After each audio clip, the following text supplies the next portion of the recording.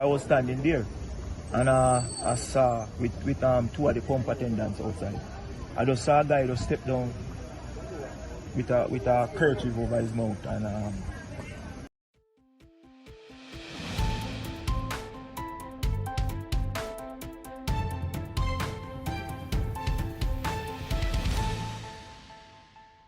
I was standing there and I saw with two of the pump attendants outside. I just saw a guy just step down with a kerchief over his mouth and I never really look in his face to find out if he have on a cap or whatever. But as I heard the others that are here say that he was in a cap and all that. I never really tend to get to see that.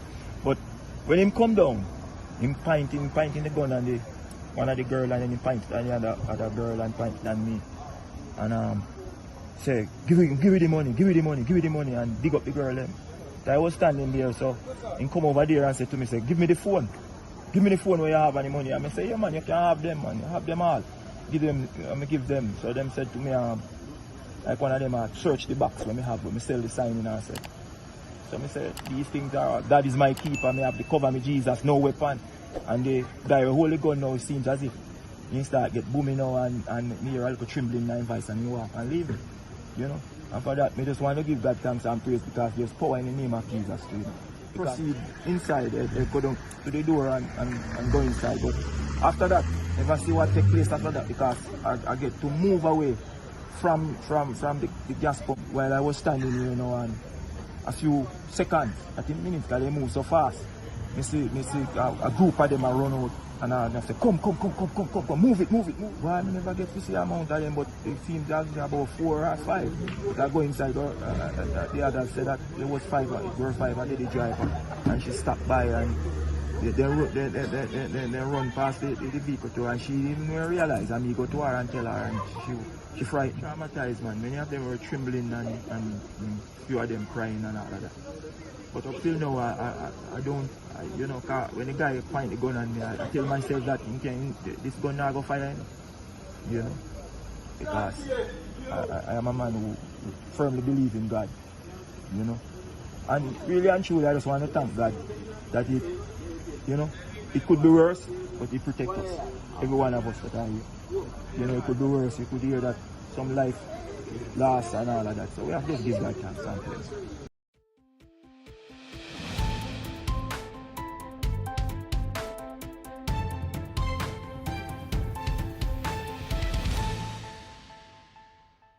Sometime about 12:45 p.m. today, members of my team on patrol in the Kingston Central area responded to information that men were seen unloading stolen items from a truck onto 2 other vehicles in the Era Circle area.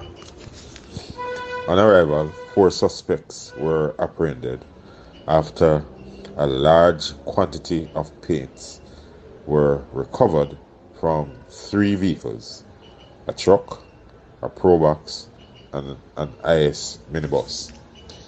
The paints recovered are believed to be the subject of a larceny investigation in the St. Andrews Central area. Members of the thi3ves CIB are leading investigation in that matter.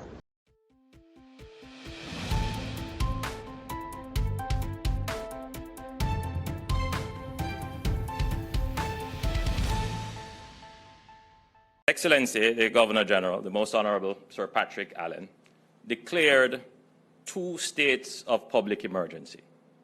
One in the entire parish of St. Anne, Clarendon, St. Catherine, and specified areas in the parishes of Kingston and St. Andrew. The other is in the entire parishes of St. James, Westmoreland, and Hanover. The government, after careful consideration on the advice of the security chiefs, decided to advise the Governor General that it was necessary and indeed appropriate to declare states of public emergency in these areas. Since the end of the last state of emergency, we have seen, unfortunately, an increase in criminal activities in these areas, and indeed a threat to property and, in some instances, public disorder. Judgment of the Constitutional Court made it clear that the purpose for which the SOE had been imposed was a legitimate purpose. That is, the SOE can be used for the purpose for which the government is using them. However, the court took issue with the emergency powers regulations under which Mr. Clark had been detained. Those regulations were made in 2018.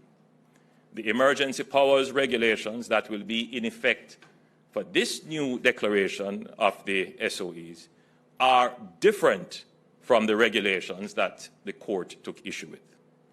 We have taken a lot of care and diligence to go through the various issues raised by the court and have made changes to address them. The other issue I want to address is the misconception that persons who are detained under the SOE can be detained indefinitely. Nothing could be further from the truth.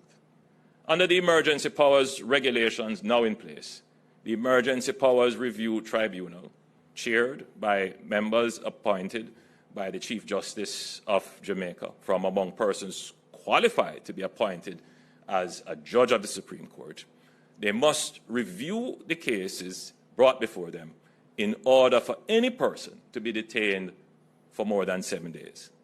So this notion that some are trying to paint that the SOEs allow the security forces to scrape up or net fish and detain persons arbitrarily without charge indefinitely, it is absolutely not true. We are entering the Christmas season, and I want all Jamaicans to be able to enjoy the Christmas season, free from the threat of violence. We have some really serious criminal threats facing us, and we have to use all the powers at our disposal. I believe Jamaica understands that while the government is trying to improve the legislative framework, improve the capacity of our police to be able to execute their jobs with greater technology, greater efficiency, greater training, in the interim, we have to ensure that our homicide rate and the level of violence that citizens experience on a daily basis does not get to the point where it threatens the collapse of the state. There are several countries in this region where the level of violence, criminally organized violence by gangs, are threatening the very foundations of the state. We will not have that in Jamaica as long as I am your Prime Minister.